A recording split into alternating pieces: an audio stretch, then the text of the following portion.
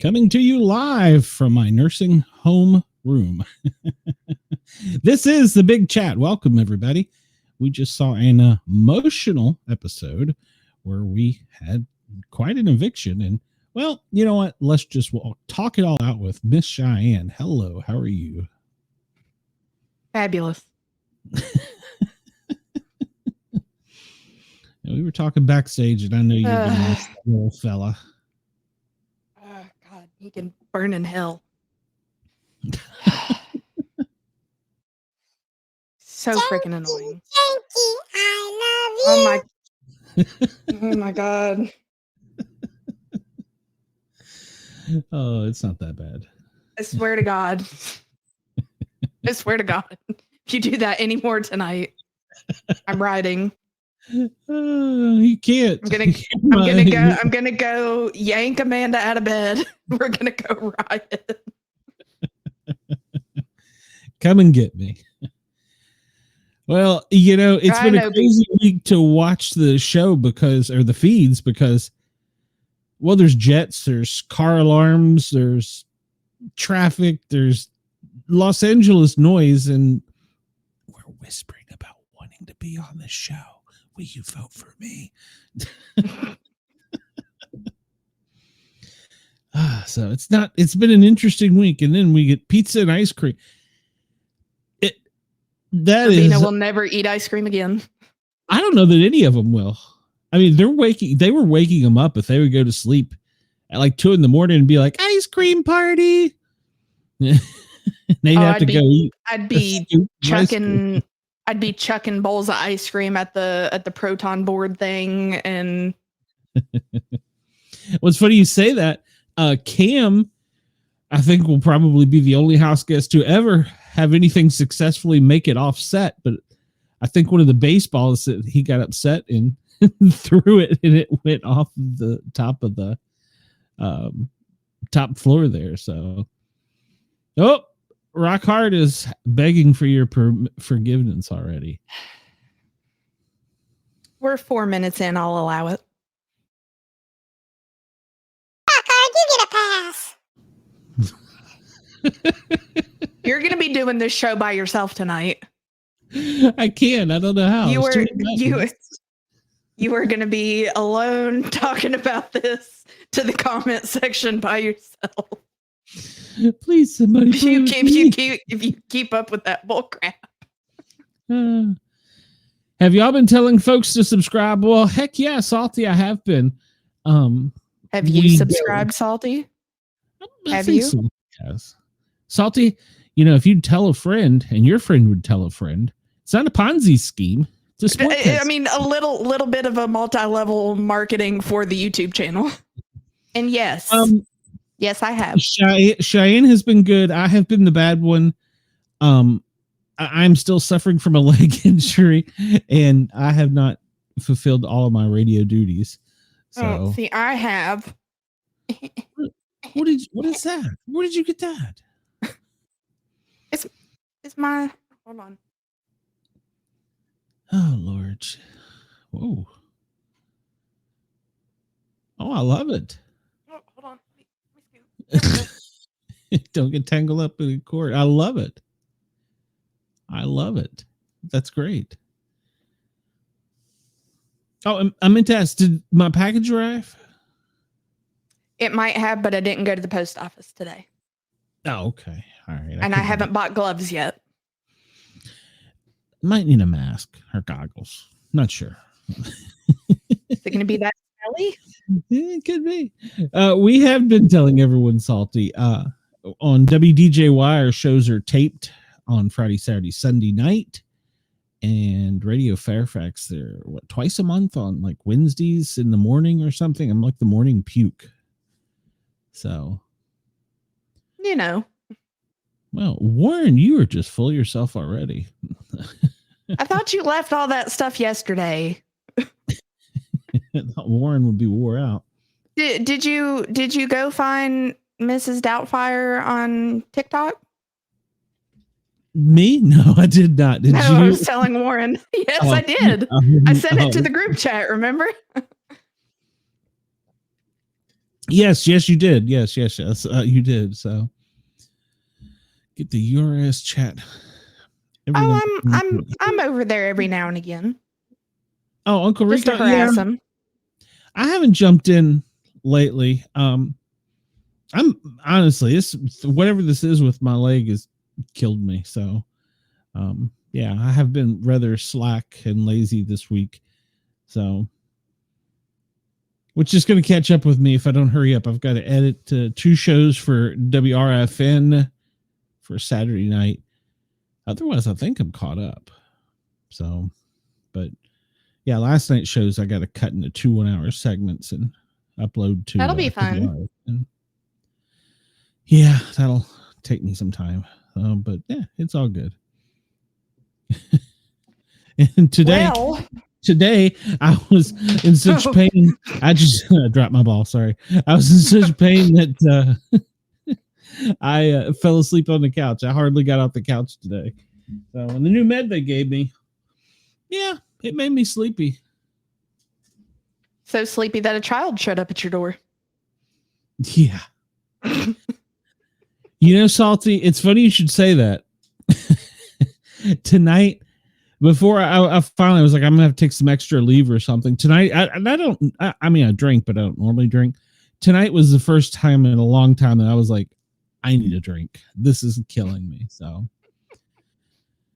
yes, please stay on the Nashville and the Fairfax people. So, the Fairfax people get our shows only monthly, so it's hard to kind of gauge what they're doing. And it's a morning show and on like a public school library or some crap. I don't know. So it's very appropriate. And Cheyenne, you do look lovely tonight. Thank you. You look much better once my package gets there. So they'll be up to my chin then? I didn't send shorts. Well, I can't do it with these. Oh, okay. Excuse me. I'm just falling off my chair. Falling out of my rocker. I'll do that to you. Oh, I wish. Nope. Haven't drank in a couple. Well, since vacation. Ew. I need to. Salty, I believe that takes an Amex card. Yep.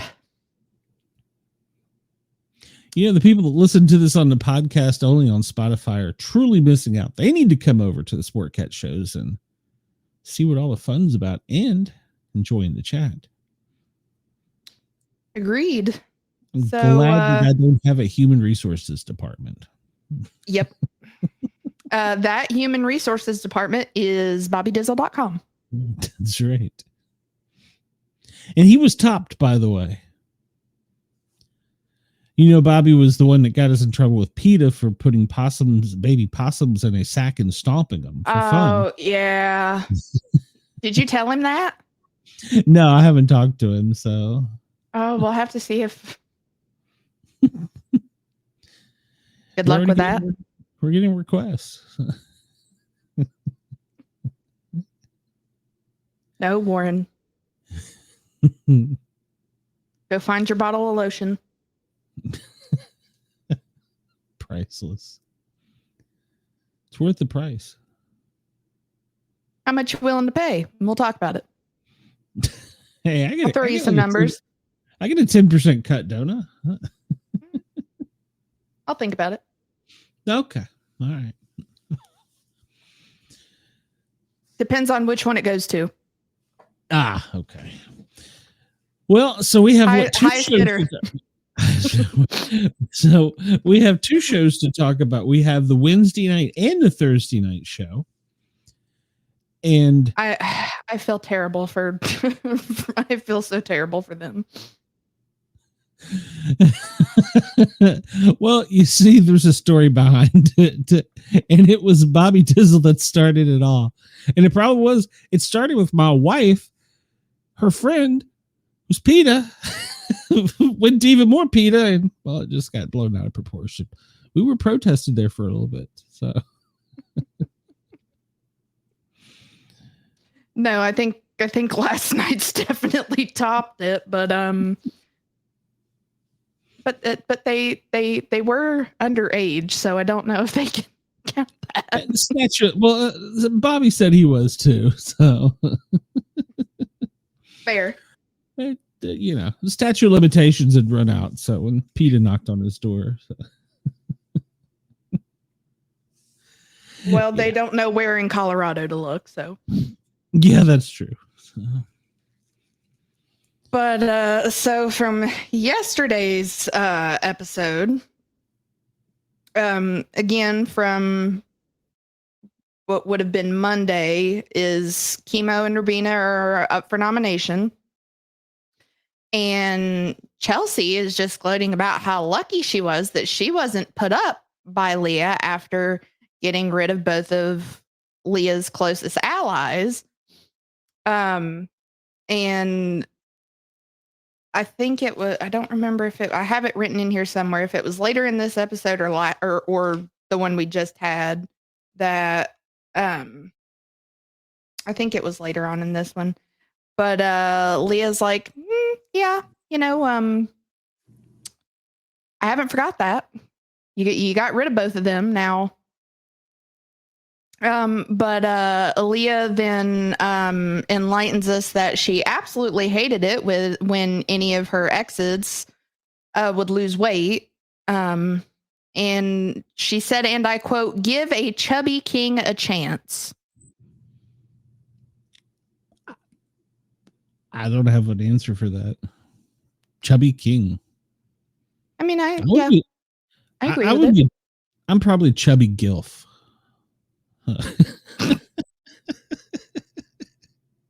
So are you gonna are you gonna now match Angela with her walking around with her gilf shirt, walking around with her kids? Could be.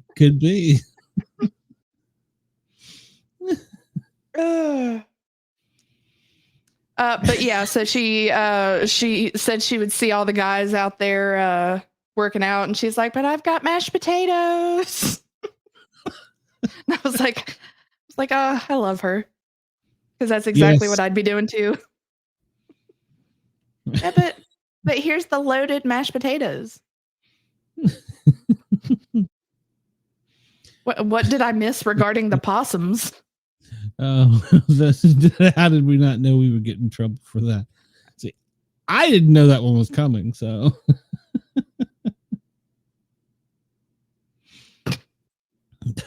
Warren, a gilf would either be a grandma or grandpa that you would like to fuck.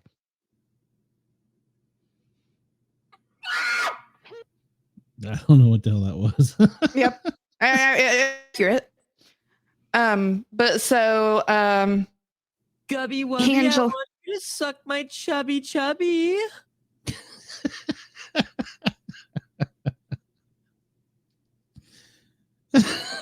Can you imagine Jankie saying that? Oh, God. I got a full-on robot chubby. Will you fucking quit? I'm trying to be serious here for a minute. Sorry, I haven't even made it halfway down the paper yet. On the first page. I'm sorry. I made it 3 bullet points in. Salty, you may have a point about that. She said she was at one point. Anywho, so Angela goes over to the group of them and is talking about how bad she's feeling about everything with Kimo, and she openly admits that she wouldn't like her right now either. To which we then get Tikor telling Rubina that she can absolutely not stand the sound of Angela's voice anymore. Would you do it for a Scooby snack?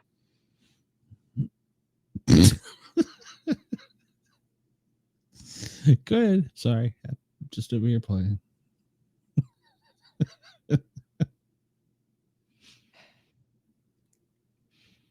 It's hard to believe somebody wants to pay me to do this, isn't it? On days like today, yes. I like to make love. Well, you know. I'm just looking at kitty balls right now. Go ahead. Anywho, so MJ's getting emotional about missing her family, and for whatever reason, Tikor decides to get all the attention on herself to do a cartwheel, which she can't do. So then it's time to pick the players for the veto competition, and there is subsequently a dance party right in the middle of that. To which we get Angela, Chelsea, and Tikor, who are competing in the veto comp. And Chelsea says that she has to go into the competition ensuring that Tikor doesn't win, which I think is interesting because she is later on talking about how she was going to vote to get rid of Rubina, but I think the California heat has just gotten to them all, and they all don't know what the hell they want. It's been a very stressful week for them. I think after dealing with everything that they dealt with, I might have tried to throw the cot at Cam. So, I mean, it's partially fair. So for the veto competition, they have to fit their 10 pieces of candy into the jar, and it's just different size pieces that look like peppermints that they've got to fit in here correctly. So, and in this game, not only are they playing for the Golden Power of Veto, but the second person to get everything done wins the Jankie Veto. So Angela wins first, and I don't think she could have possibly celebrated and yelled anymore. I was waiting for Chelsea. I was waiting for Chelsea to turn around and just fucking punch her. Like, shut up, we're all trying to concentrate. And then she's like, oh, well, I got to go pick up all my pieces so nobody sees how I did it. Ugh. Well, now that was good strategy. Yeah. Well, so Kimo hit it first, but he very openly left one of the pieces still sitting there. So he went and buzzed in, but he had a piece that he didn't put in. So then Leah wins Jankie's veto. And so we find out that the only way, or the way that Jankie's veto works, is that before the veto meeting, Leah has to play a Jankie game in order, and once she wins the game, that means that she can use the veto. So Angela is feeling all whatever kind of way she's deciding to feel this week, and wants to use the veto on whichever personality has told her to be nice this week is what she has decided to go with.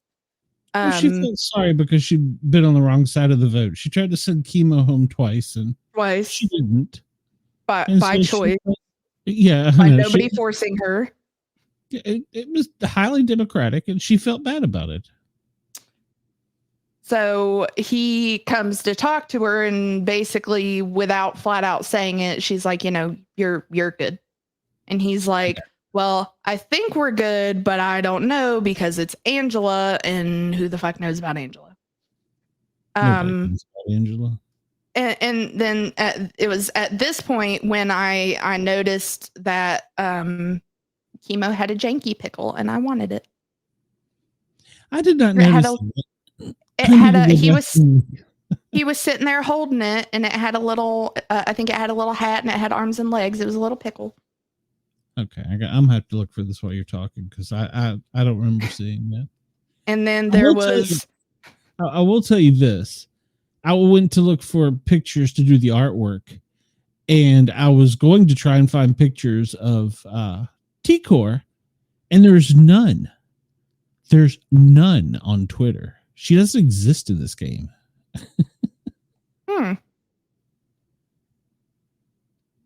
Well, I was gonna say, well, you could have used part of the clip where you told me her and Tina were in there making out in the bathroom. Once again, she was hidden. She was in a room, locked up. Yeah, but they came out. Well, yeah, maybe. And there towards the end, when she was giving Rubina a little something, it looked like they were getting kind of close. Not all the chicks are trying to make out on this show. T-Core's not trying to make out with everybody. Never know. Never know. So it's T-Core that we need to be worried about instead of Cam then trying to screw everybody. Yeah, exactly.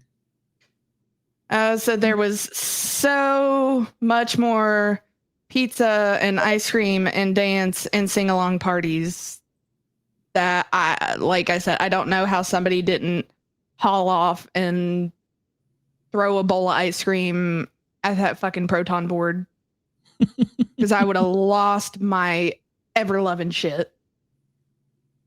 But everybody loves ice cream.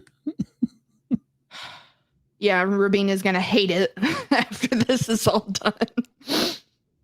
So well, I did see when they looked down in the refrigerator or freezer, they had a great selection. They changed it up on them, so they didn't have like just. Well, and if you notice, she like threw a little container in there, and it looked like they had like Ben and Jerry's. Yeah, and then they had everything that you could possibly want, like even gummy bears and sprinkles and everything. Well, yeah, it was an ice cream party. Yeah, who puts gummy bears on their ice cream? They have it as your option whenever like you go to Golden Corral. You can have your options on the buffet. Yeah, they give you all kinds of weird stuff to put on there. Yeah, okay. I never liked it because as soon as they get in the ice cream, they harden up. So I don't understand why you'd want to eat it like that. But she said hard. Well, I forgot that you were 12. Yeah, well, you know, I have my moments. Hold on, I'll come back. I'm sure I'm missing some great comments. So, well, Salty says his pickle has an unusually large tip. Might want to see a doctor. He has told us that. You might see them about the tuna can size as well. Oh, I'm having a whole side chat here with Andy on the side. He's like, I put gummy worms on my ice cream. Never knew. You're a communist. Never knew. But so Kimo goes to talk to Leah. And I think he makes a... No, that definitely wasn't it. I'm pretty sure it was it. I don't remember it having a mustache or the glasses, but I like it. Hey. I still want it. Gotta rock the stash. Yeah. It's Mr. Pickle. Warren, I need to know where to get him. BigBrother.com. They sell this stuff, actually. Well, yeah, I did note down here because an ad popped up in the middle that you can get your own janky tumbler if you want. Welcome. Please subscribe, like, and share. So get used to it. We were talking about this pickle, so. But somebody else's pickle has an unusually large tip, so. Oh, okay, yeah.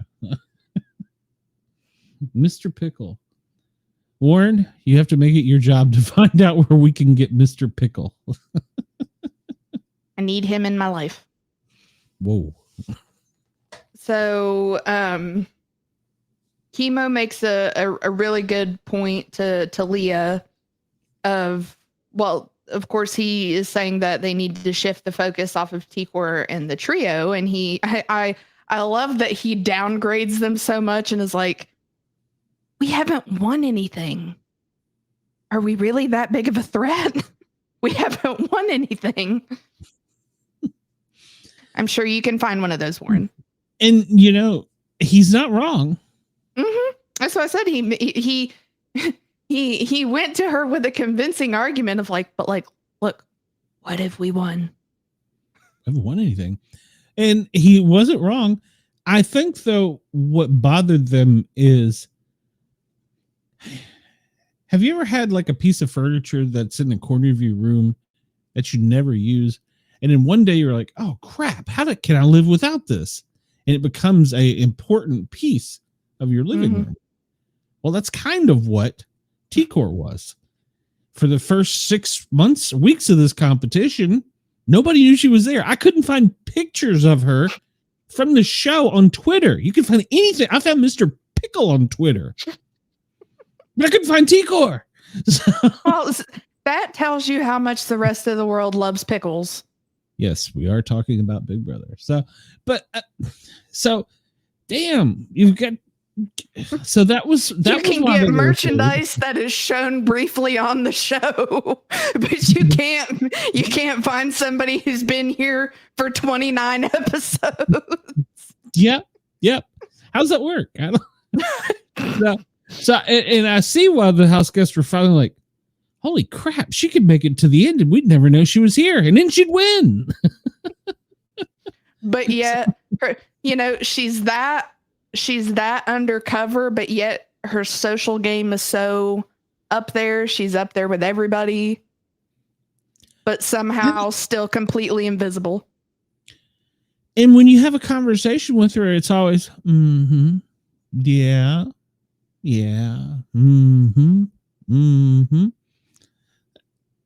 I mean, everybody thought that like Quinn was the big threat of everything, but I mean, it might have been her. Quinn leaving was the reason Cam lost his stuff. So yeah, but that's a whole different meaning.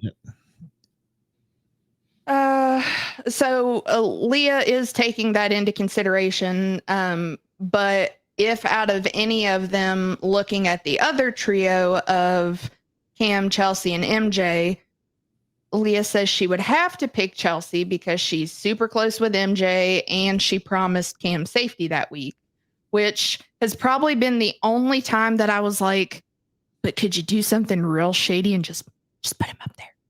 Just put him up there. Even though you told him. It's happened before. Do it. I know, that's why I'm like, just do it. Just put him up there.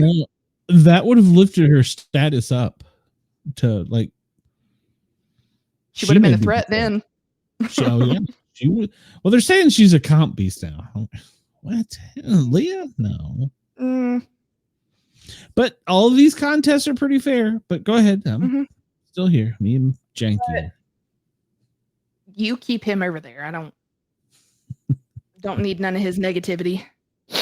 But basically, she's like, okay, I get what you're saying, but I need to go talk to Angela, because she's pretty much like, well, I got Angela under my thumb and Angela will do whatever I want her to. Until she flips on her again. Yeah. Yep. And then she'll go in there tonight and put Leah's name up, even though Leah isn't even on there. But she goes to talk to Angela, and Angela's saying her heart is telling her that she has to save Kimo. And she's got such a kind heart. She really does. And Leah's agreeing with that, and they're talking about potentially putting up T-Core or Chelsea in his spot.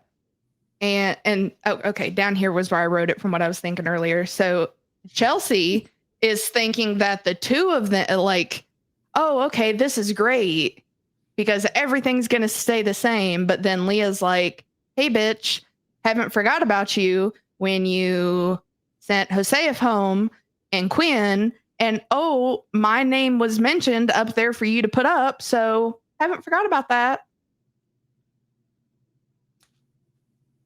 So the bless her little heart in trying to play that knock 'em down game.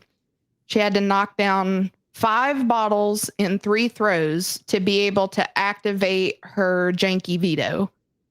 Now, do you think she was doing this on purpose? I think she was throwing it. I don't know, because she if you heard her say, well, it's the sad part, I was trying. I don't know. And I'm going to share something with you that yes, somebody sent to me. Where do I get 40 of them? They all have happy faces. Oh my God. I love it. You know who sent I need a million of them. It was Andy, wasn't it? It was Andy. Well, he's probably sent it to me too. And there goes my phone buzzing. So, she did. The only thing I did notice in watching that was she does throw the ball at some point and it hits it, but I don't know if it works similarly to those same kind of games, like when you go to the state fair and they're notoriously hard to knock down unless you're really throwing it, because she hits it a couple times, but it just barely moves. She didn't put any ass behind it. What ass? She ain't got no ass to put behind it. That's true. She ain't got no titty to put behind it either, so just saying. It was hard for her to twerk for Jankie. I did notice that. Even who was it?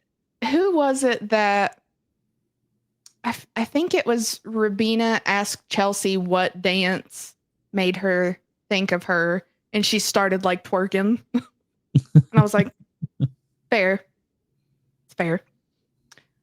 But so we get to the veto ceremony, and obviously Angela uses the veto to save Kimo. Leah puts up T-Core in his place. Rubina gets extremely emotional, and Rubina says that if T-Core goes to jury, she's going to make sure that Leah follows her right after. Don't piss off a tiny Filipino woman. We'll see.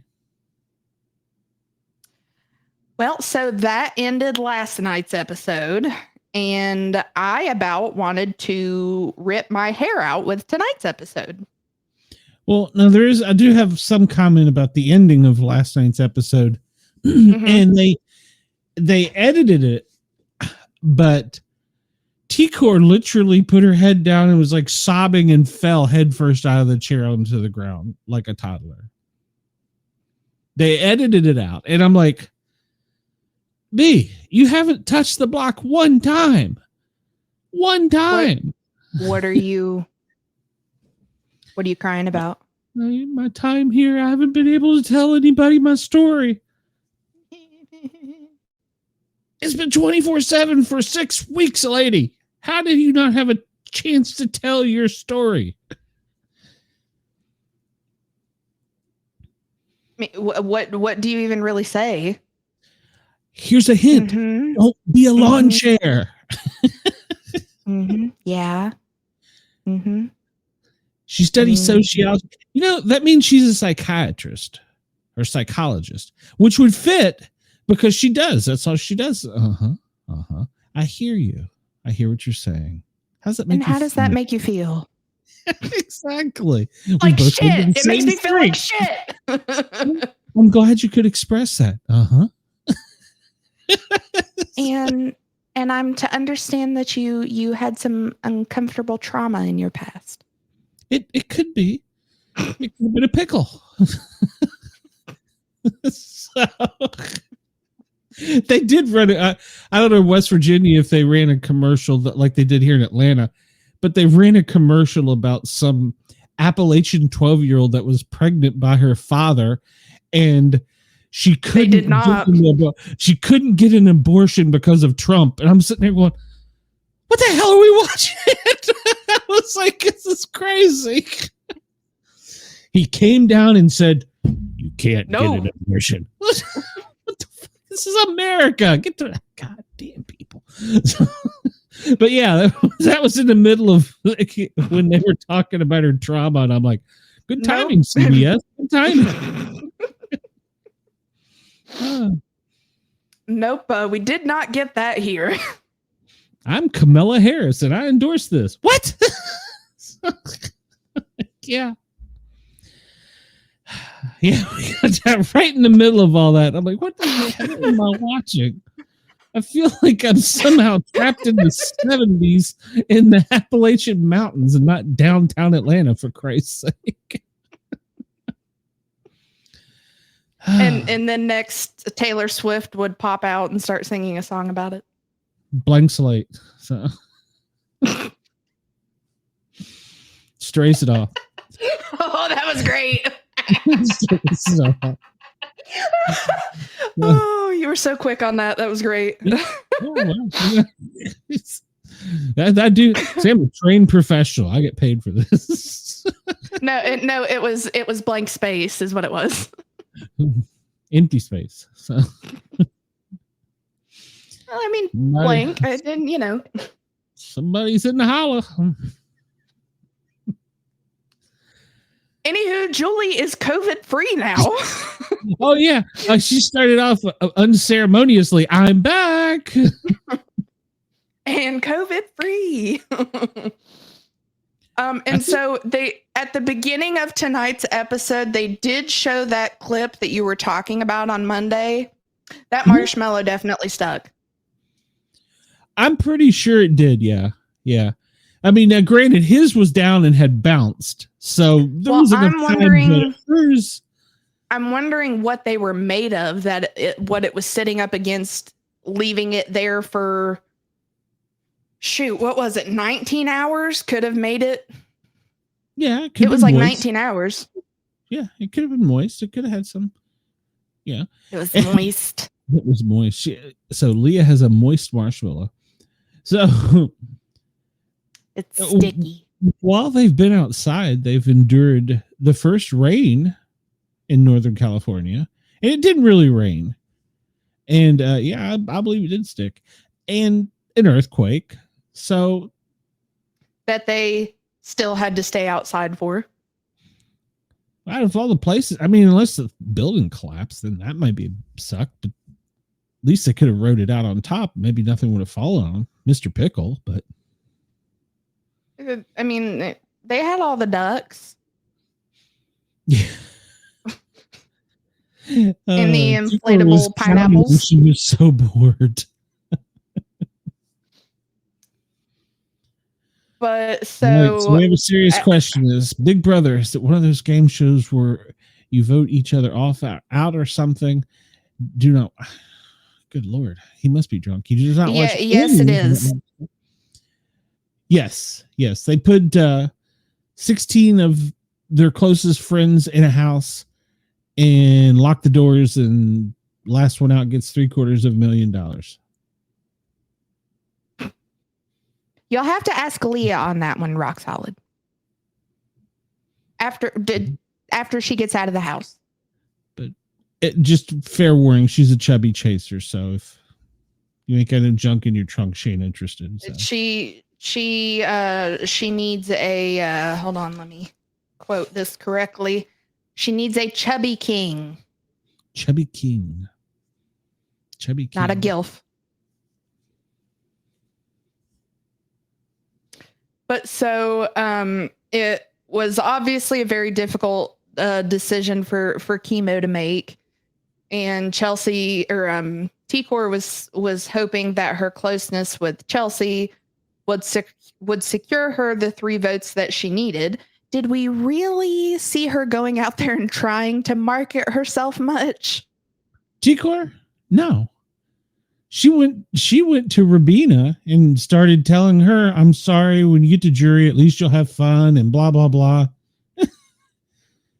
Like, if Rubina was like,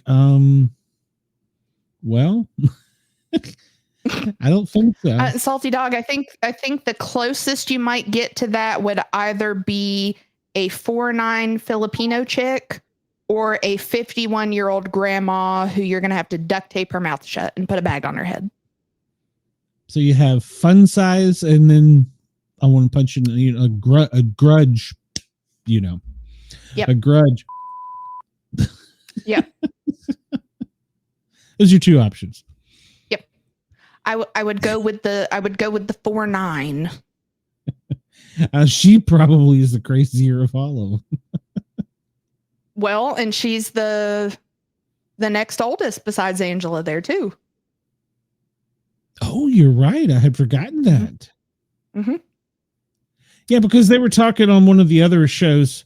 I try to listen to a lot of the other podcasts about this, and they were trying to blame T-Core's mistakes on her being 23 and so young and not understanding and knowing about the show.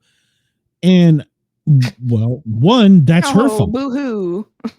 And two, when she left, she said she had a degree in sociology. So she was able to read people very well. Yeah. Man, so we have to hook him up with Brenda. We'll shoot you a number. What is your tolerance level of crazy? I've been married for 72 years. Mine's pretty high. No, that was for Salty. What his crazy tolerance level is. Yeah. When I go to Kaiser now, they ask me if I feel safe at home. So I actually told the lady the other day no. She didn't do anything. She's like, next question. Like, You're fine. It's just the reason my leg's broke. It's a bone bruise. You probably did it yourself. So Leah was feeling really super shitty because she didn't, I guess, expect T-Core to get so emotional and fall out of her chair. Literally fell out of her chair, crying and sobbing. Like it was the end of the world. Well, I mean, it was the end of your $750,000 dream. So there is that. Well, she's going to have to use all that money if she wanted to pay off that degree. So true. Well, I don't know. She's got dual citizenship. She probably gets it for free. So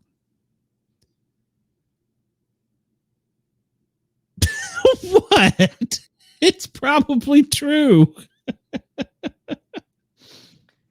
But so at this point, let me interrupt here since I'm ruining my own podcast. I watched another podcast earlier today, or no, it was yesterday, and I discovered that once you do a couple shows, like this is our season 2 for Big Brother, the others start watching you, including CBS, and I know CBS watches us because I've got an email, but they were giving pointers on what not to say or do about reality shows. They said never say a player sucks because Kenny sucks. Yeah, well, Kenny sucks. And Matt, you hate him. So, and then never crazy eyes. Never say anything bad or negative about them. Kenny sucks. I'm going, if they watch my show, I'm doing all these things wrong. But that's why people like it. Oh, well, you gotta be honest. If you want the other shows where they handle the contestants with gloves, then this isn't the show for you. But if you want the show where we go, Jesus Christ, what the hell were you thinking? That's these guys. So, and as far as I can tell, T-Core was a lawn fixture this entire season. Yeah, I mean, her and Kimo were there for quite a while. Now he's kind of He's going to have to come out a little bit more, but she's a just. Well, yeah. Here's one valid point about her. Him and her together had some great ideas. They did flip the vote and get Cedric out. Of course, then she screwed up and got Tucker out by mistake. But they had great takes on things. Yeah, I know. They had great takes on things, but they didn't act. They moved like a herd of freaking turtles. And this game isn't like that. I'm sorry. And then she's like, these people are lying. Really? You're all competing for $750,000. Do you think that I may be your best friend out of this house, but I will punch you in the throat to get that $750,000? I mean, that's the name of the game. Yeah, that's why I was saying, like, it would be a boss ass move for Leah to be like, "Oh yeah, Cam, you know, we got it. You're safe." Exactly. Christine did it 1 year to James. Christine, was that her name? Christine? That's her name tonight. She did it to James. It made me angry. I'm still angry about it.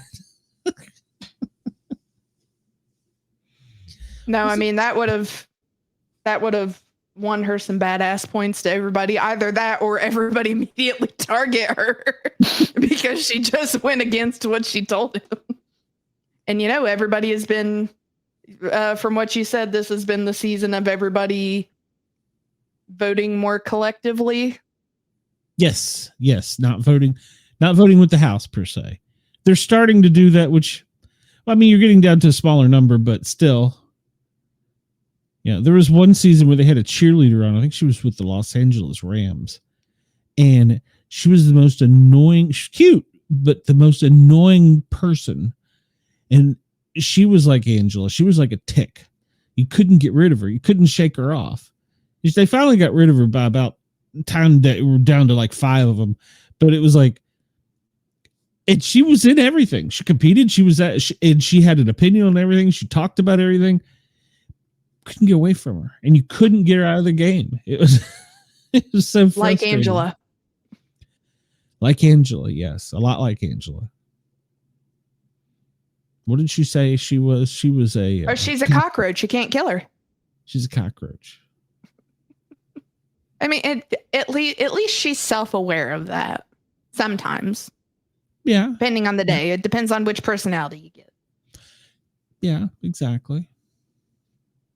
But so at this point, Chelsea says that she is voting for T-Core to stay. And we're going through like what everybody is thinking. So Cam believes that T-Core is the bigger threat as opposed to Rubina. And both MJ and Angela want T-Core to go. So MJ is then reporting to Rubina, who is sitting over in a corner with her hood up. And I was like, no, don't worry. We've already got 2 votes. We just need one more. And they think that Cam is going to be the one vote that is going to make or break everything. Yeah, as soon as Cam voted, I was like, okay, they did it. But everybody is thinking that Cam is going to vote with Chelsea. And you saw how that worked out. When he's like, nah, she's catching feels, I'm gonna head this way. But I think the most anticipated, of course, which they like left for last, was I think nobody really knew which way Kimo was gonna go because that's the majority of his show. But he says that he's going to vote for T-Core to stay because they've worked together the longest. And Rubina said that pretty much the whole time she's talking to him, it's basically, sure it was. But she felt like the whole time that he was talking to her, it was basically him just giving her a pat on the back of how well she's done. And she just immediately knows that Yeah. She's not going to have his vote. Yes. So she says, I already know where Kimo's vote is. So now she has to convince Cam and Chelsea. Then they have a twerk party. So many fucking conga lines. So many. And at that point is when the little stupid ad pops up where, oh, you can get Jankie merch for Big Brother on CBS.com. Like, no, fuck that little robot. And everybody is like down, sitting on the, like, sitting around where they are. And Angela is up top of the house, losing her shit. And everybody's just like, she's gonna jump.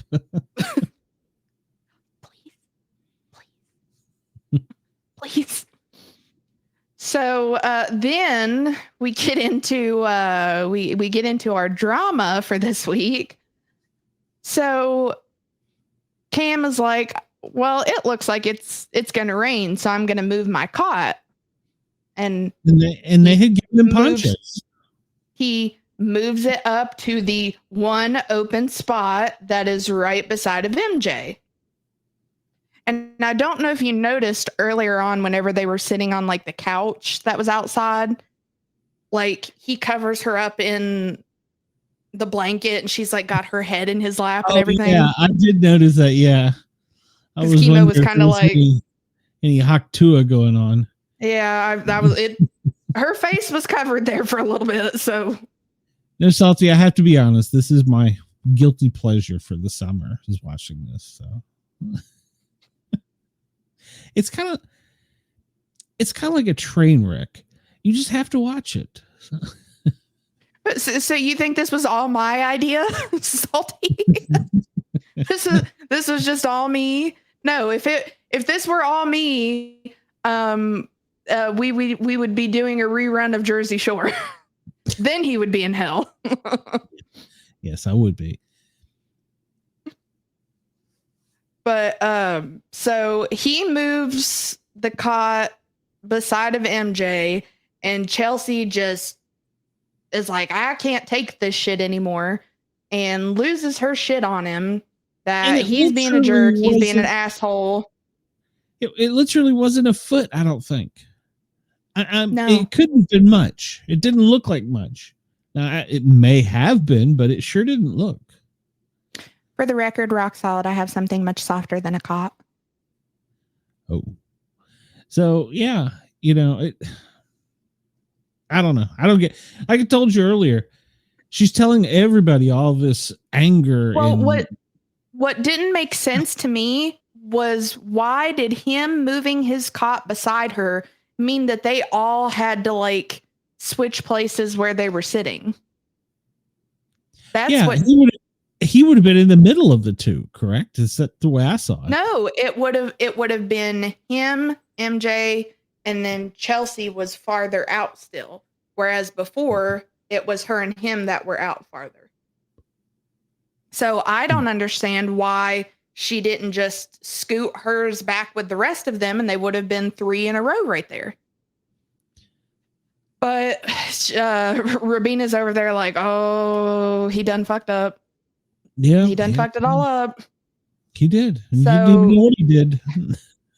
So him and Chelsea and MJ are sitting there, and he's like, hey, can you get the fuck out of here for a minute so I can talk to her? And she's like, you've been a jerk and an asshole, and you are the only one out of everybody who is so nasty to me. And he's just most calm, just like, he's like, how? He has had a great demeanor during this. Instead of him being a physical therapist, you'd think he was the psychologist. I don't know. Given some of the things that I've seen him do from here, I think that might be too much for his brain to comprehend. Did you see when they started the HOH competition? He's just like, He was like, I got to do what to what? Huh? Yeah. Yeah, I caught that. He I think he was out there doing a joint with Angela or something. Do weed, whatever shit was she was saying last week. But she's gonna do a pop. Yes, he was doing a pop with Angela, but only if it's legal.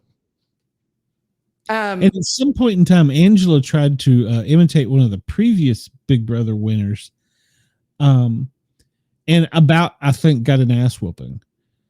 Ooh. There was 2 players that have done it now, and they get to pots and pans, and they'll go around and they'll beat them in the middle of the night to wake everybody up at the house just to be a butthole. And she did that. Wait, is that where that video comes from? Yep. I ain't getting no sleep because of y'all. Yep. Oh, I love that. Yep. And it pushed people's buttons. And then Jankie would be, do you want ice cream? It's hard to fight. She'd just start hitting it even louder. Yeah. Well, somehow, for Kimo's birthday the other day, he turned 36. Mm-hmm. They were trying to get like a big ice cream cake thing together.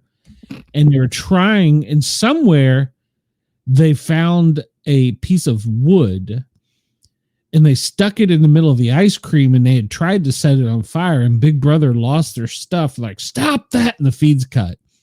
And it would come back, they allowed him to light a marshmallow on fire for him to blow out. But they were seriously about to torch the place. I don't know where they got a piece of wood, but they were about to torch the place. I mean, at that point, do you blame them? There has been fires in there. So one season they set the oven on fire, and one player panicked and hit the emergency button, which is basically calls everybody in, opens all the doors. And another player just calmly gets up, gets a fire extinguisher, goes over the oven and just sprays it down, and then just sets the fire extinguisher and walks away. While everybody else is right around screaming. No, we're good. We got it. Yeah. So they've had earthquakes. They've set the place on fire a couple times, and so yeah. But so supposedly the 2 of them were good at the end of everything, but they were both seriously questioning their trust for each other at this point. Cam's questioning whether, loyalty. Yeah. Cam is questioning whether he wants to even continue working with her. I don't know. He got her to hug her at the end. Who fucking knows? Oh, but she called his ass out though, and says that he is toying with all the women to get what he wants. $750,000. Yes, it's absolutely what he's doing. And they're not helping. They're voting all the men out. So he's toying with all the women, meaning 2 of them? Yeah. Because he's not gonna, he knows Rubina. We'll say 2.5. Yeah. So yeah. Nobody wants Angela and Rubina's hands off for Tucker, so yeah. Can't say I blame her. But then there is a live sing-along with Julie. Gouge my fucking ears out. Oh, that was great. And so then we commenced to the voting, which was a 4-1 vote. Cam, Chelsea, MJ, and Angela voted to boot T-Core, and Kimo voted to boot Rubina. So T-Core's gone, and everybody's getting all sad and everything, and she's telling everybody not to cry because they have to go play the HOH game. And obviously, you know, she says that she should have kept Kimo, and they start playing some of the goodbye messages, and I thought it was really funny because I was watching her face directly the whole time while it's playing, and she doesn't get emotional until he comes up. And then when Julia's like, well, why are you so upset? And she's just like, it's because I just love them all so much. They're so wonderful people. And I came here to make friends. I guess she did. She did win $750,000. So hopefully she got friendship. It's I guess we're in My Little Pony now. Friendship is magic. So then we have the beginning of the HOH competition live. So they get all of Jankie's favorite candy, and they've got whoever stacks it the highest in the quickest amount of time, they've got an hour to do it. And that's when Cam is looking around like, yeah, he was seriously lost. huh? He was seriously lost. Now, I will say that the ending of that was quite humorous to listen to Angela. No, I'll put a cherry here. No, oh yeah, no, that's not going to fit here. But then, so from still a pickle slut. So there's Cam. Yeah, you can see how far he's gotten.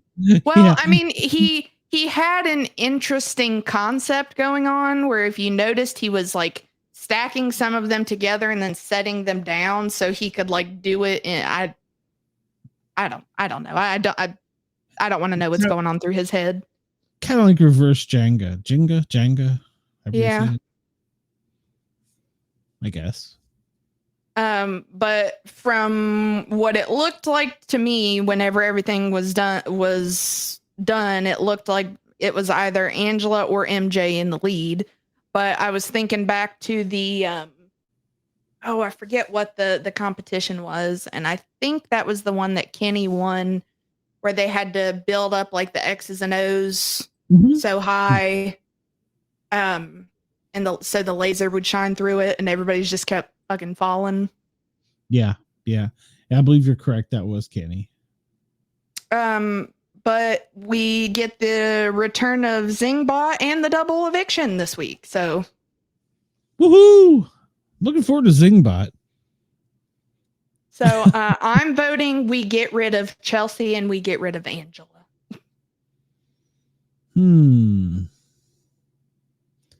Yeah, Chelsea definitely, put her on the block. Or just put her and Cam up there for shits and giggles.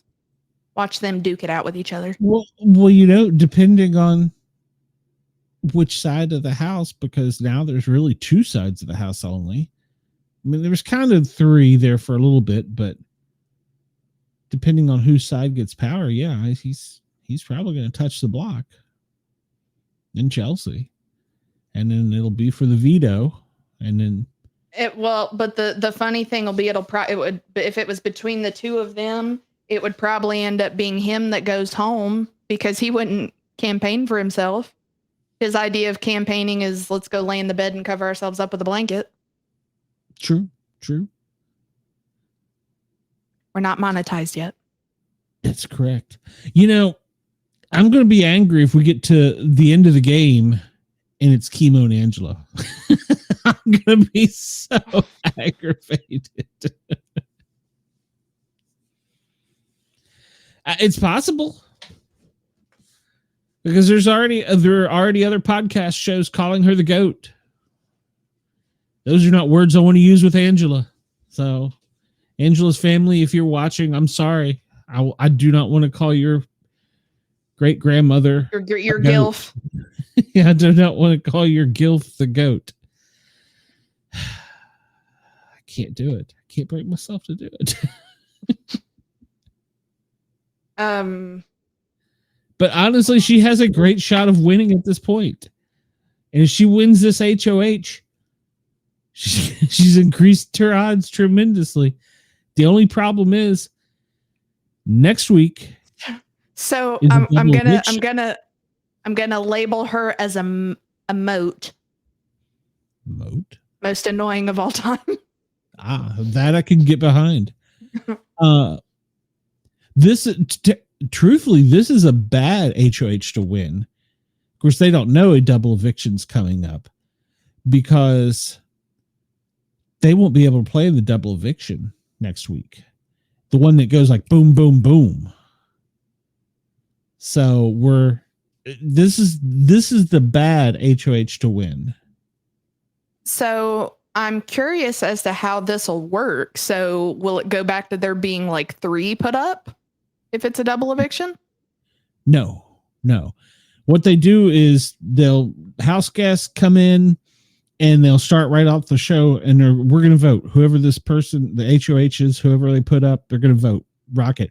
As soon as they evict them, hey, deuces, get out of here, get off stage. We got a show to do. And they will announce them, go to the backyard, you got a contest. And then they'll say, come inside. Who's your nominations? Veto contest. Oh. Go to the backyard. Come back inside. You using the power of veto? You're not. Oh. Okay, you are. Cool. You're up. Come to the voting room. Literally, that's how fast it goes. Oh. And it is usually brutal. Yes, please. So, yes. Oh, yes. with those vetoes in play like that, that'll suck. Yes. So it is you don't have time to campaign, you don't have time to do anything. It's boom, boom, boom. And especially if you get put up the first time and you get taken down and then you win the next one and say the person that put you up gets up, it's gonna start getting ugly. Yeah. And then at the end of the show, that head of household that won at the end of the show that just got somebody evicted is no longer head of household and can't play in the next competition because they start a brand new one. They don't get pictures from home. They don't get nothing. They just got the pleasure of surviving the torture. They might get some ice cream. Oh God, if Angela wins this one, she's gonna lose her mind. Yeah, so this is technically the bad HOH to win. This one is the bad one. The double eviction is the best one to win, except for the fact that you just eliminated in one show 2 people, pissed off the whole house, and you can't play in the HOH coming up. And it's usually a long one, an endurance comp.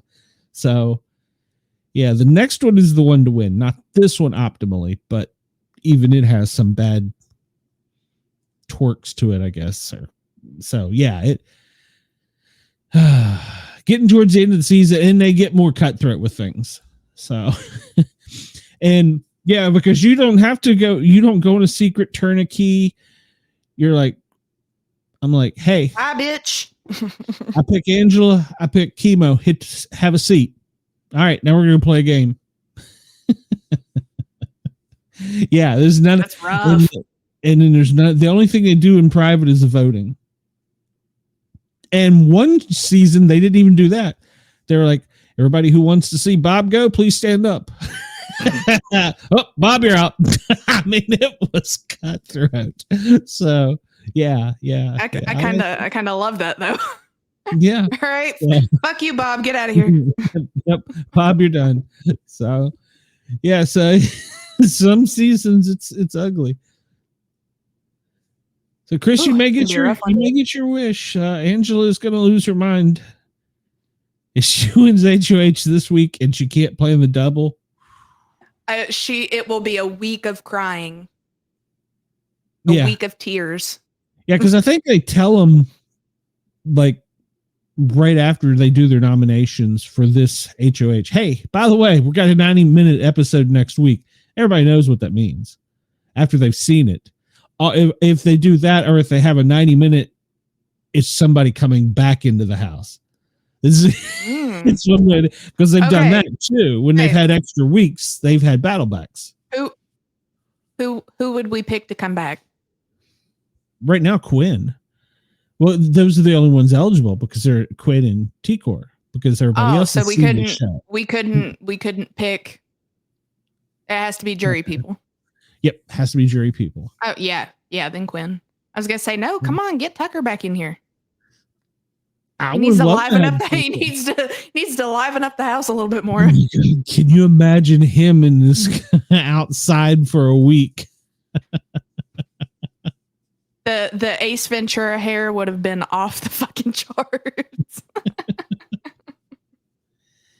He would have definitely made the week much more entertaining. So, if they haven't done that, I think they did that in like season 6 or something. They haven't done that in a long time. And even then, when they did it, I don't think they were out there for the whole week. This is the first time they have voted outside the house and held it outside the house. So, yeah, in the middle of a heat wave, they did them right. But they gave them ice cream. Yeah, I mean, Cam just sticking his head in the freezer. Oh, imagine tonight. Unless they're have-nots. Oh, God, if they made people have-nots this week. Oh, Jesus. So well, all smiles. Chris, I'm sorry that we got you watching this too, but I got to be honest with you. And it's kind of like a guilty pleasure. It's kind of like, you want to watch the children of Appalachia go without water out in the woods. So you want to watch these people on the roof of a high-rise building or a studio in Southern California, or Northern lose their fucking mind. Yeah. California baking the heat and cry because all they get is ice cream. And I love you. God. I'm telling you, that proton board would have been covered in ice cream. There would have been so many feeds cut of me just like, fuck you, Jankie. Well, I mean, they've got to make it interesting. Hey, Ron, how are you? Welcome. We're glad you're here. Please like, share, follow us, and subscribe. And tell your friends. Salty Dog didn't. You can look up in the chat and see there, unless you're a friend of Salty's. But yeah, then we're sorry. Yeah, then we are. But that's been the whole purpose of this show, is to torture you to get $750,000. And they have had people they've had to remove from the game. They've had people walk off the game. I was in contact. We're almost there. Yeah, I was in contact with, and I was dead serious. I wanted her on the show. I told her it doesn't even have to be Big Brother show. We'll have you on the Grinning Guardian. We won't talk about Big Brother, because she had a meltdown on the show, and I felt very sorry for her. She was coming back from, I don't know what sandbox war we were in at the time, and she was a naval woman. I don't what are they, sailors? I don't know what they are. Female sailor, and a female seaman. Yeah, I guess after a few weeks of it, she started to have some bad vibes in Beast Mode Cowboy, which is JT's friend, by the way. I'm sure he's an excellent human being. He actually is. He's just a big redneck with a lot of money after winning the show. So yeah, he made her melt down. We are talking about the TV show Big Brother. Twice a week on Mondays and Thursdays, we cover the CBS reality TV show Big Brother. It's kind of like our guilty pleasure during the summer, where we, just get on here and talk about something. And stupid. I get dragged into it. Oh, but you're loving it. I love reality TV. I just want to see somebody start fighting. Somebody get drunk and start fighting. That's why I love Jersey Shore. There's a reason they do not have sharp knives. They had an incident. So he was removed from the game. So all right. So yeah, he held the knife up to her throat and asked her if they thought, after, I forget how they had some long endurance comp. He said, "Do you think she'll bleed?" And he was like staring at the cameras. Feed cut. Bob's gone. And last we saw him on As Wanted. Yep, saw him on a milk carton. So Smush Room. All right, enlighten me. What is a smush room? Oh yeah. The Smush Room. You don't know about the Smush Room? No. That's the designated. That's the designated fuck room. Oh, that's what we called in the fire department, the champagne room. Check. I got you. So there's no smoking in the champagne room. We all knew what that meant. Damn it, I got 2 reports to do. There's no smoking in the champagne room. Oh, hurry. 24 hours are long and lonely. Then some of them would be designated to go in and clean it. And the shit they would find.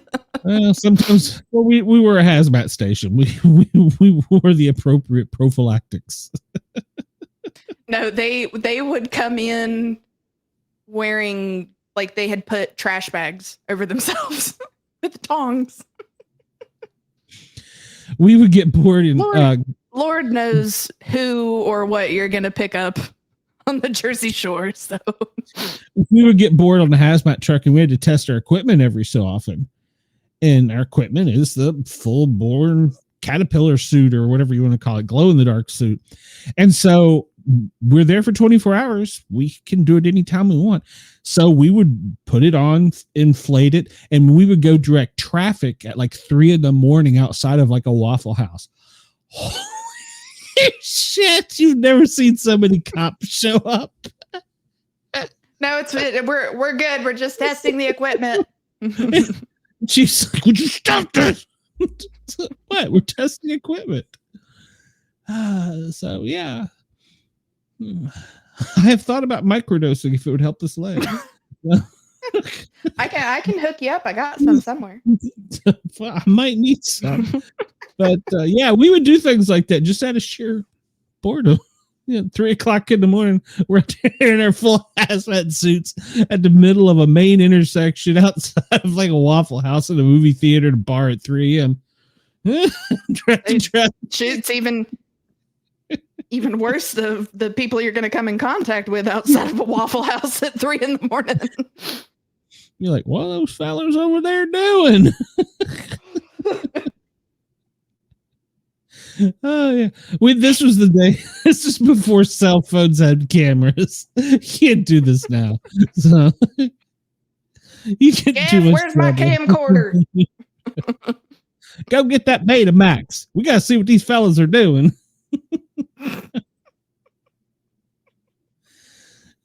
So yeah. Oh gosh. Fireman, if it can be broken, we'll break it. So.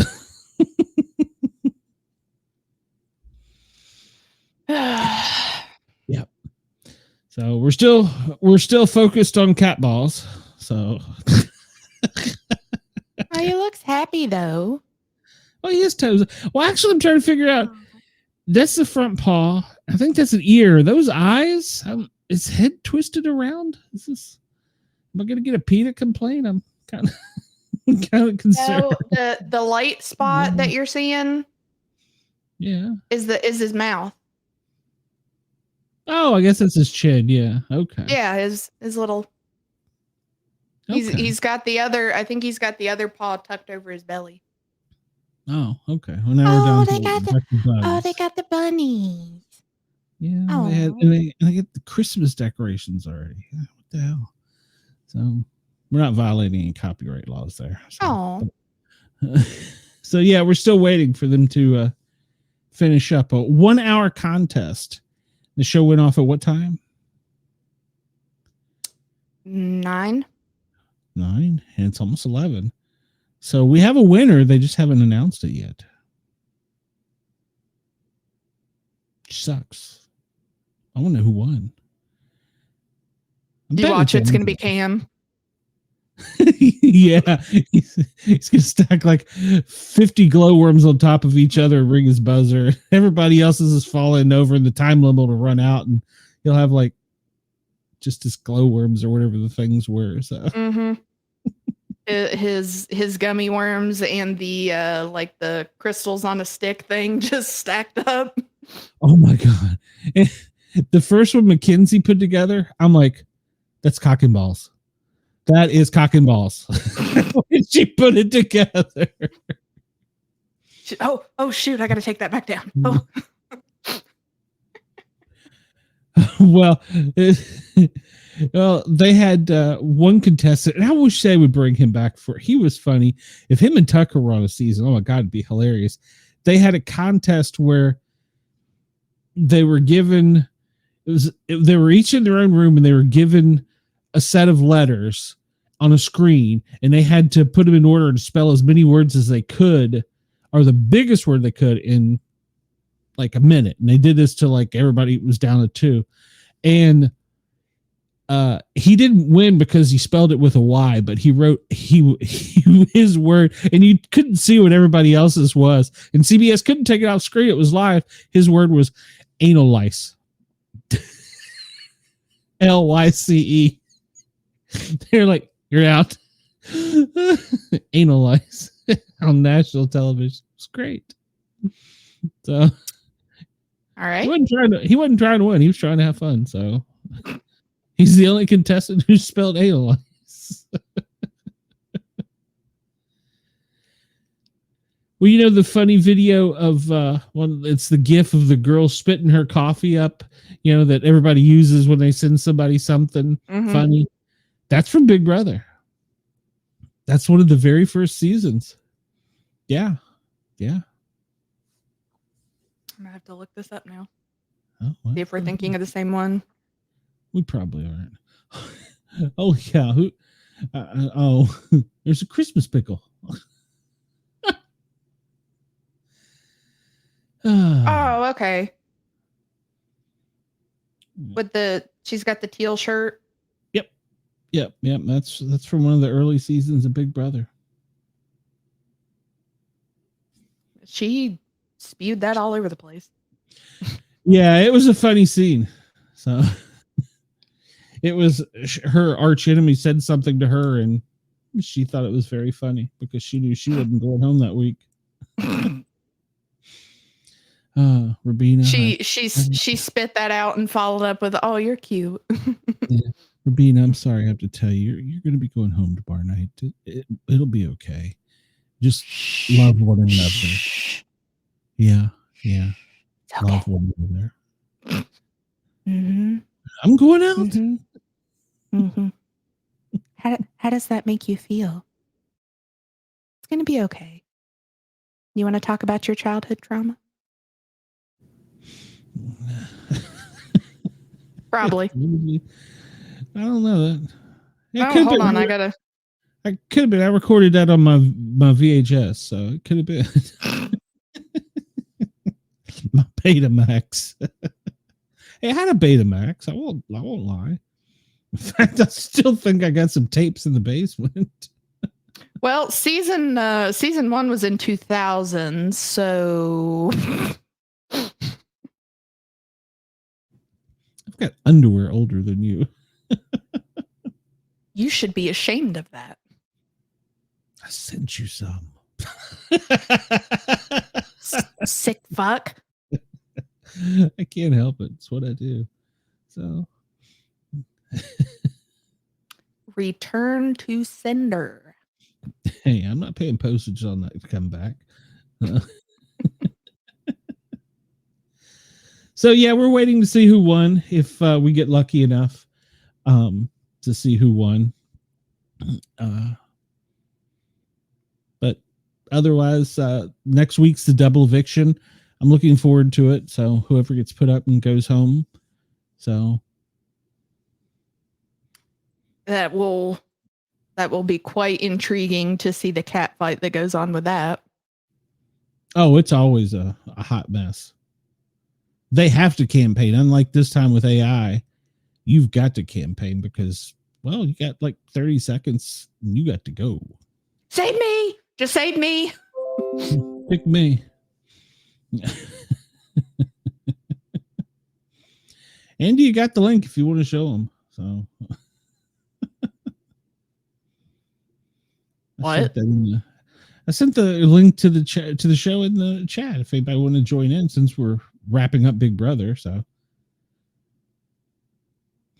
I don't know if anybody's wanting to come in. We've only got 6 people watching, so it's not like we got a great big huge chat. We got Chris, Salty, Ron, and Andy Madsen, my hero. Andy, how the hell are you? Good. We missed you, Andy. That's why I wanted you in the chat, or wanted you on the show. Andy, you've got to start watching Big Brother so that you can be hip to what we're talking about. It's kind of like the Hallmark Channel meets UFC. Oh, God. I mean, that's kind of the way it is. Nice.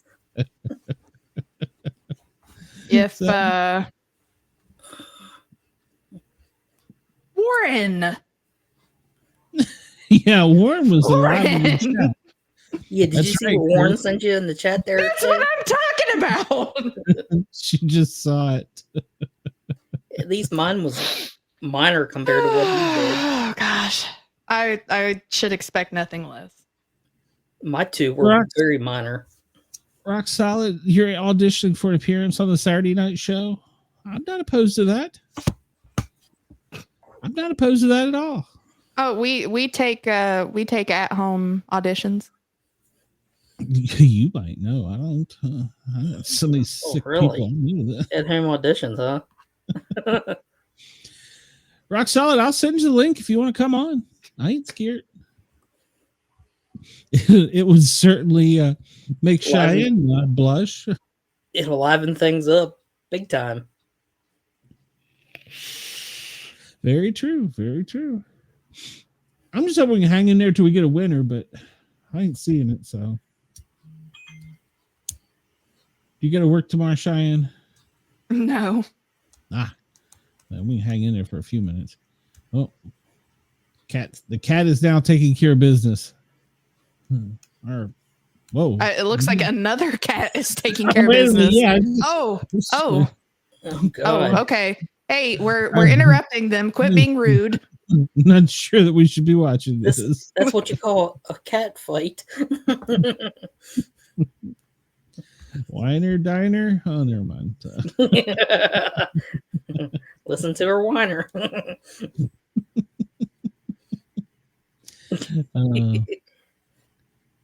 So, Andy, any good calls lately? Actually, no. Not since the critical one that the 18-year-old got burned. Did he lose his dick? Boy, she summed that one up, didn't she? I don't know, but it turned out to be a friend of mine. And he just got voted in as a firefighter for the station that responded to the call. It's a great way to start things out. Needless to say, he's going to get gag gifts at the awards banquet. He may get pickles. Yep. And lots of a certain song is going to be played too during the presentation. Which one? The one that Shay played the other night. Great Balls of Fire. Oh. No, I was thinking Dick in a Box.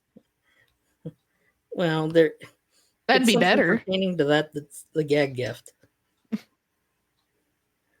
think the Lonely Island would appreciate some love. Yeah. Well, he may come out of this really good because they may do surgery and they may have to transplant or enlarge things. Exactly. So he could come out of this pretty good. Smelling like a rose. So yeah. He might come out playing the song How You Like Me Now. No, he's walking out of that operating room, shaking hands, signing autographs. Yeah. And not with his hands. He's doing the helicopter. Yeah.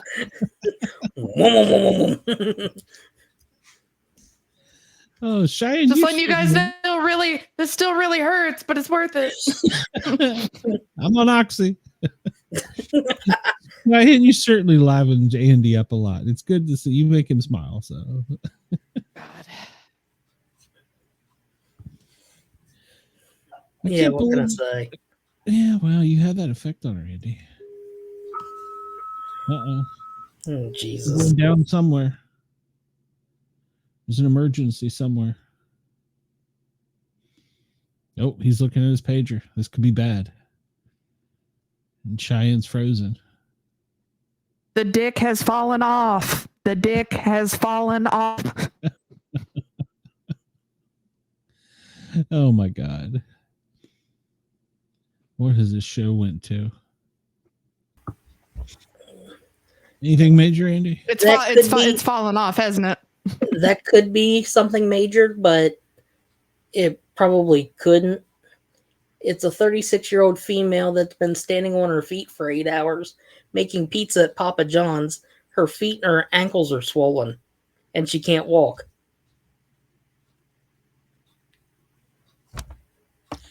And that deserves 911. Yeah, exactly. The All right. Cryptid Huntress show is my friend Jessica Jones' show. She does a couple of them every week, and I'm going to start doing some of her Monday or her Wednesday shows here and there. So Jessica's good peeps. Go check her show out. Like it, follow it, share it, subscribe. Even though she's monetized, she has 13,000. Oh, And she's well, we're probably gonna do a couple episodes together, so it'll be kind of fun. She talks about, you think we talk about weird things, she gets some weird subjects and some weird people. So Has she got a vampire yet? I don't think so. I'll have to ask.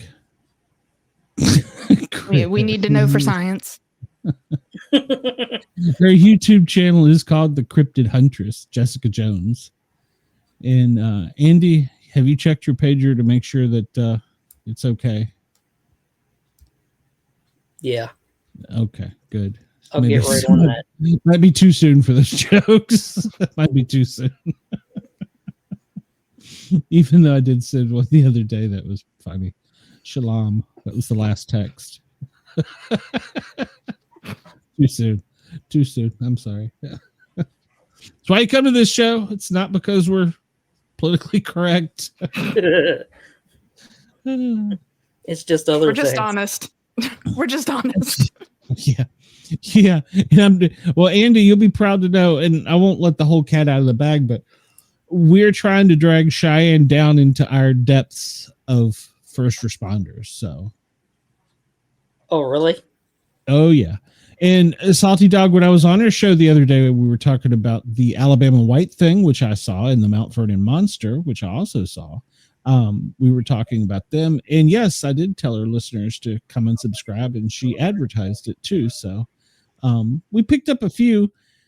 She did advertise my personal YouTube page, Sport Cat Medic, which is okay, but I'm trying to get everybody over here to the Sport Cat shows. So, but it's a work in progress. We'll get there. We will get there. And yeah, I'll let you know. I'm hoping that if we do some shows together, I can broadcast them on my channel as well. So we'll see. I don't know. We just got some ideas tossing around. And she's a really good friend. She's been doing this for about 2 years longer than me. So Chris says Same, Chris. Same. Yeah, we don't. Politics are boring. So it's like Jay Leno. Every 4 years, you get somebody new to make fun of. That's all it is. So, I mean, it's fair, and they all give you material. Shay, I think they do, especially when they. I think he's suggesting you need to get some sunshine. Well, this one side is a lot tanner than the other. That's the passenger side, isn't it? Yeah. Or, no, this is the driver's side. Yeah. Oh, rock solid. We know. We know. We got to get monetized first. Rock solid. So we gotta tell 10,000 more. Please do it before I go into the nursing home for real. So, or the wife kills me. Either or could happen any day now. Either or. Really? I'll make sure that she holds off a little bit. She's only got me walking with a limp right now. You try going anywhere, it'll be straight out of misery. Yep. So Andy, did you read about my dilemma on my Facebook page this morning? I didn't see that. So I had some really, I'm not sure yet, Salty. I had something really weird happen. I've lived in this house for 30 years, raised my kids. They're all grown and out of here. And today the Comcast guy, or Xfinity, whatever the hell they call them now, was here working on the cable, and because their service sucks. And it always breaks during sports season. I think my wife might have something to do with this now that I think about it. But anyhow, he was here. She's been taking my constructive criticism, I think. Well, this could be. She hates sports as bad as most of y'all. Do Cheyenne has any cryptid or paranormal encounters? Cheyenne does, actually. But I'll finish my story first, but thanks for interrupting, Ron. So today, first time in 30 years. Hey, you can't be mean to the new people. I'm not being mean. No, Ron, don't take it that way, please. We love you. Well, you see, that's what I was screaming when it broke right after he left. I was like, I'm going to rip this shit out and leave it on the curb, and they can come pick it up. I'm paying $200 for this crap. But anyhow, so the front door was open, so I assumed that meant it was a friendly, welcome, open house. And this middle schooler came into my driveway, stopped the cable guy, and asked him.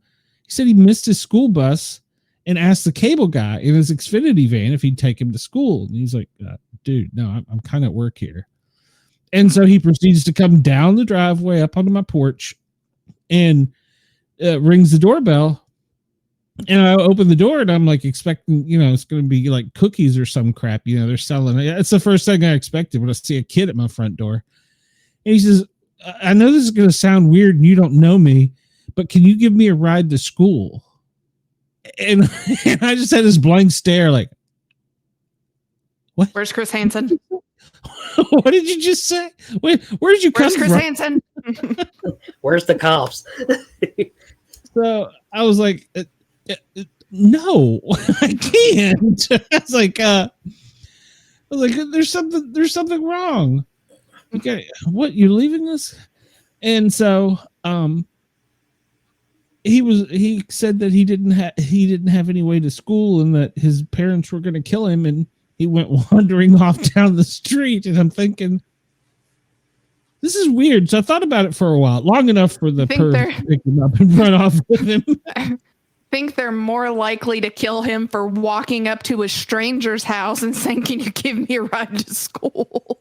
Yeah, it's a little odd. And so he said he was new to the neighborhood, so it's kind of weird. So I got to thinking about it, and I called the school system and said, "Hey, what kind of school bus leaves kids on the side of the road?"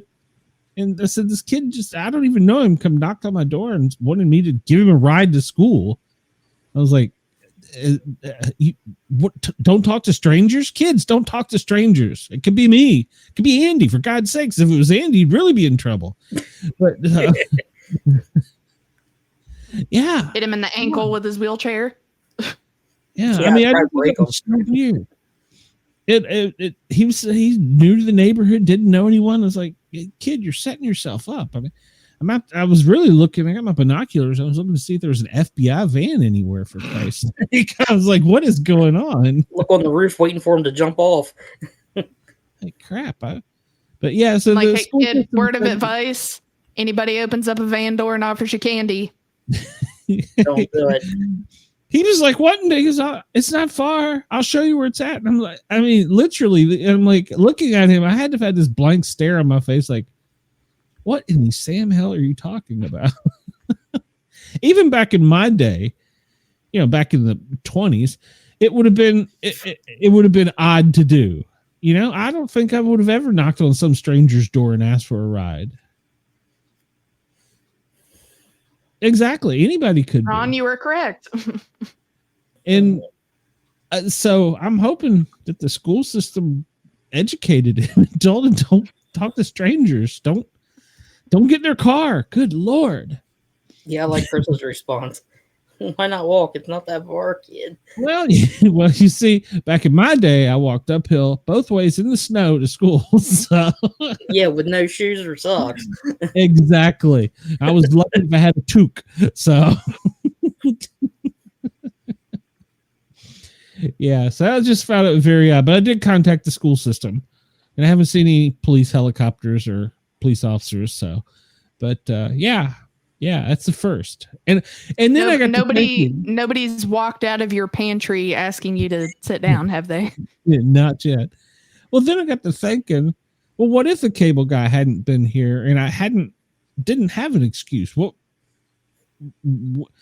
I mean, I'm not opposed to helping somebody out, but I mean, that could just be bad.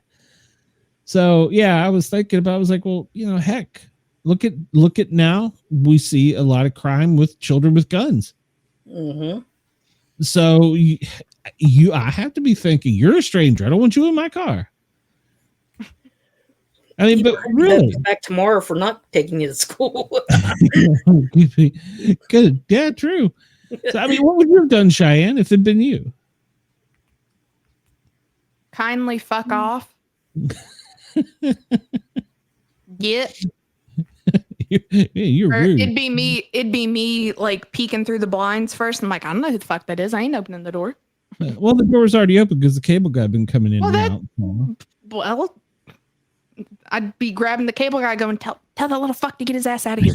It's like, why didn't you give him a ride? What's wrong with you? You're on the job.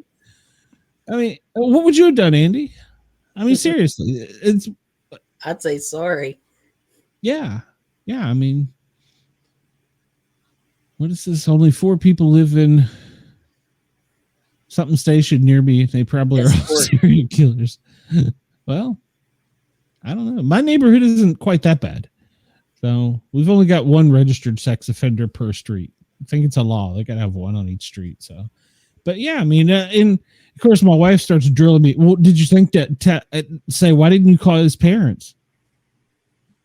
No, I didn't think about it. I was too shocked. I mean, literally, I was too shocked. You're screwed.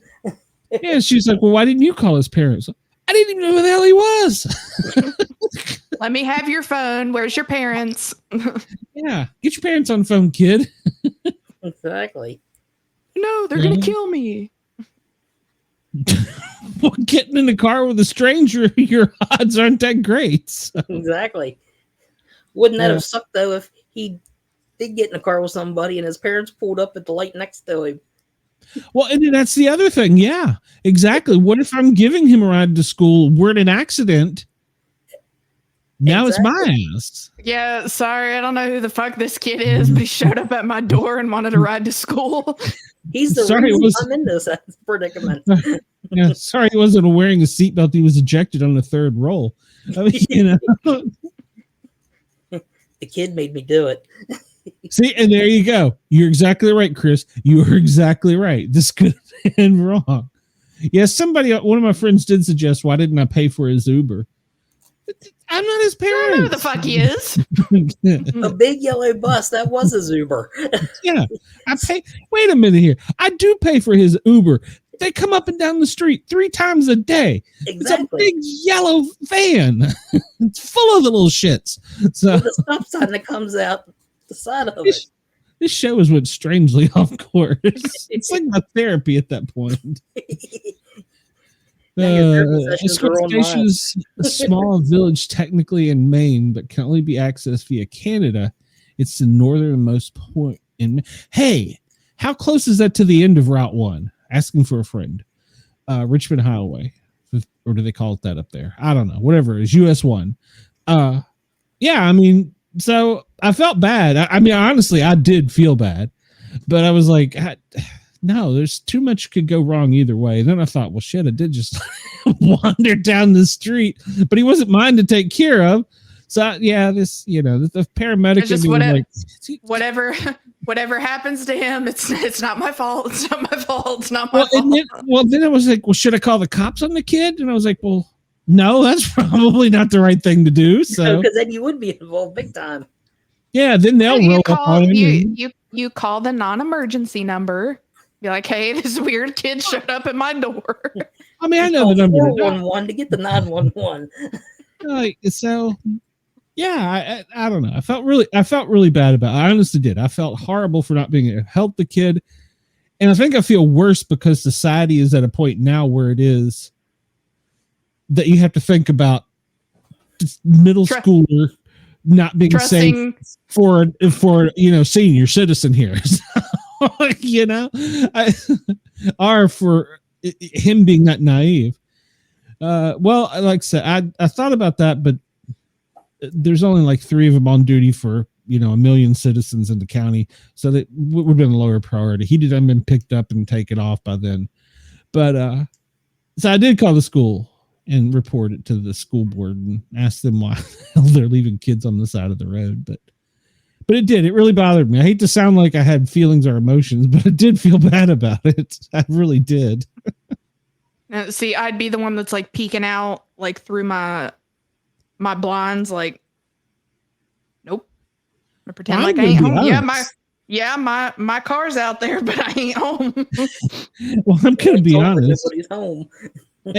Normally, if he would have got the ring and the doorbell, and I'd have still been asleep. I mean, when the school bus rolls, who the hell's up at 7:57? But the damn Xfinity guy. Come on. So. And you. And me. So yeah. Won't make that mistake again tomorrow. So. He was looking for the old people that were up early because they went to bed early. Maybe he thought this nice old man. He's got the gray hair and beard. He's safe. There would be only 2 reasons I'd be up early. 1, doctor's appointment, or 2, there's fire trucks racing down the street. Yeah. But he sized you up. He was like, all right, he's wearing a Spider-Man shirt. He's probably halfway decent. All right. I still have my Mountain Dew. I had a baseball cap on and my Mountain Dew shirt on, so I hadn't showered yet. It's too early. Then let him watch this and see what happens. Yeah, exactly. Mommy, I talked to that guy this morning. Hey, I have actually had that happen. He's talking shit about me. I stay in a hotel on the way to Vermont, and some of the staff watches the Wednesday show. Oh no. That was the creepiest thing. They were all pointing at me. And let me set this up too, because this didn't help me. They were all young ladies, very young ladies. They're all pointing at me and talking. My wife's like, do you know them? Oh, I don't know them. And finally it came out. Like, you lying sack of shit. Obviously they know you, Glenn. Yeah. Well, honestly, when my kids were younger, everybody in this whole damn neighborhood knew that I was the paramedic. I treated more boo-boos than probably I did on duty from the kids trying to hurt themselves and do stupid things. And they would always come to me first. So, and I always took care of them, and it never bothered me. So, 30 miles away from Route 1, depending on the route. It's not directly accessible by Route 1. No, my question is because my friend Ken and I went to Key West to the beginning of Route 1. We grew up on Route 1 in Washington, D.C., and we've traveled various portions of Route 1. Our next journey, and unfortunately we're probably going to do it when it's cold, is to the end of Route 1, which is right at the Maine Canada border. So that's going to be our next journey. Don't ask me why, but it is. So we want to, before we die or get too old, travel the entire length of US Route 1. It's a bucket list. They'll put you on the shuttle for the old folks home and just tell you that's where they're going. Get in, Grandpa. Enjoy the ride. Now looking, it'll be that kid that I didn't give a ride. That'd be some shit. How you like this, you son of a bitch? Yeah, remember me? Footing. That was in 8th grade and you wouldn't give me a ride? Hope you choke on the chunks. Yeah. No good deed goes unpunished. So, yeah, I mean, I did. I felt bad about it. I don't know. It was a dilemma. And then my friends roasting me on Facebook about, did you call an Uber? Did you call a parent? Did you call a cop? No, I didn't do any of this. Just get them on. Did the typical old man thing. All right, Kenny. You bastards.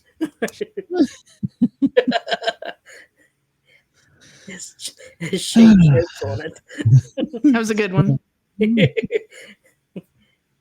But yeah, so that's what I did. All right, well, we'll wrap this up here because we're probably boring the few listeners we still don't have a winner. Still don't have a winner. I don't understand. The contest takes an hour. What the hell? Yeah, no kidding. We do not have a show Friday. I will be. I got a date night Friday night, so I will not be. Yeah, I got a date Friday night. One of those girls that was at the hotel in Vermont. Hey, there's a kid who came to his door. It's his sister. Okay, give me a break. So, his 16-year-old mother. Could be. Well, I mean, I'm being honest. I asked my friends because I was perplexed. I felt bad for not doing something. Then I felt bad for trying to do something, which made me feel weird too. So I had feelings both ways. But yeah, my friends on Facebook were trashing me about why didn't you pay for his Uber? And now that you mention it, I do pay for his Uber every day. It comes up and down the street. So, so Saturday, Shay, have you figured out what we're doing? No. We're doing something. So have you had a chance to talk to Erin? Because she's a fan favorite. They were asking about her. I don't know if Brenda's coming. Well, we'll just ask her. I think she's bad. Isn't she doing her shows earlier? I think she is. I think she's mad at me right now. Andy, is she mad at me right now? Who? Brenda. Oh, I don't know. Oh, okay. Well, I thought you might have inside scoop. So I don't know if Brenda's going to be on or not, but Erin, if she's feeling well, said she would. So hopefully. I messaged her. Okay. Antlers wants to break down the Tennessee-Oklahoma game Saturday. That's going to be a scary game. It's going to be a scary game, Chris. Who's Alabama? That is going to be a nasty game, isn't it? Yeah. I'm worried that they're not going to be ready for the challenge. So Fort Kent. All right. Well, that's where we want to go and see. There's probably nothing there but a place that sells Route 1 signs like there is in Key West. But Key West is beautiful. So next Saturday or this Saturday, we don't know what we're doing, but Wednesday, well, we will be back Monday to talk about the big chat, the Big Brother show, talk about the Sunday episode. And then Wednesday, we have the editor of UFO Magazine and MUFON director. And so that's going to be good. And then after that, we have the author of Cosmic Connections. So, I meant to ask you, whatever happened to the magician we were supposed to have? I guess it didn't pan out. I don't know. I don't have an answer to that. That is like looking forward to some magic tricks. they might be. We can try some more.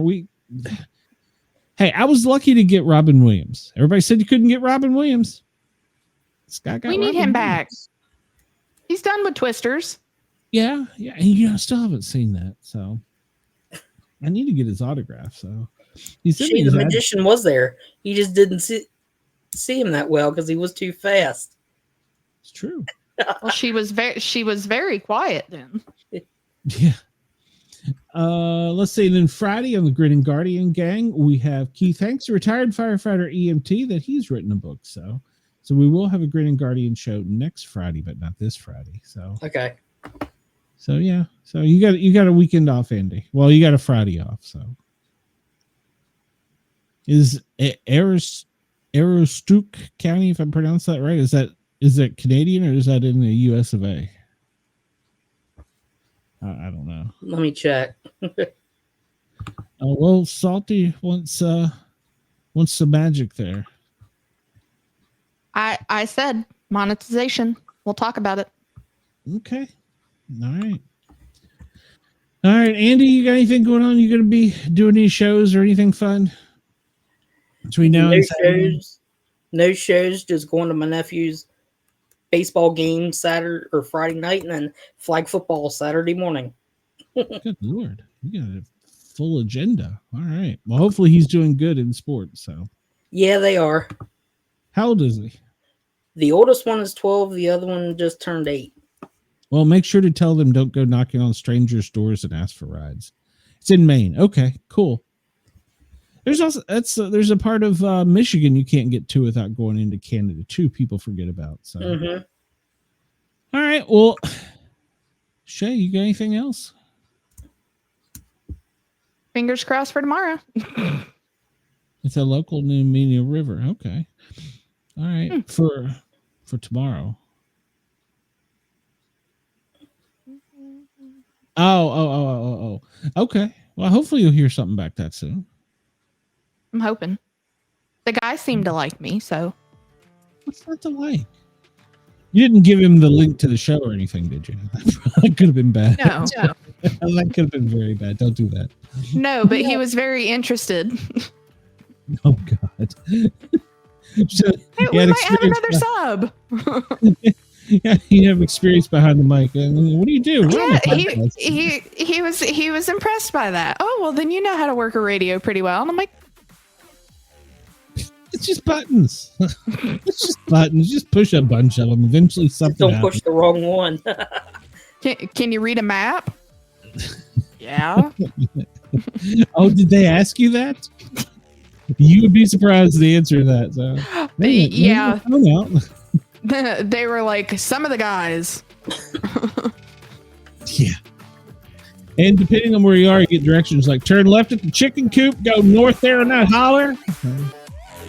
Ron, thank you. I appreciate that. We were just having fun a little bit here at the last, but I love my fans. Everybody, please remember a thumbs up. It does help the algorithm. And hey, if you want to buy me Mountain Dew, the links are in the show description. Everybody have a great one. We will see you Saturday night. Much love from Cheyenne.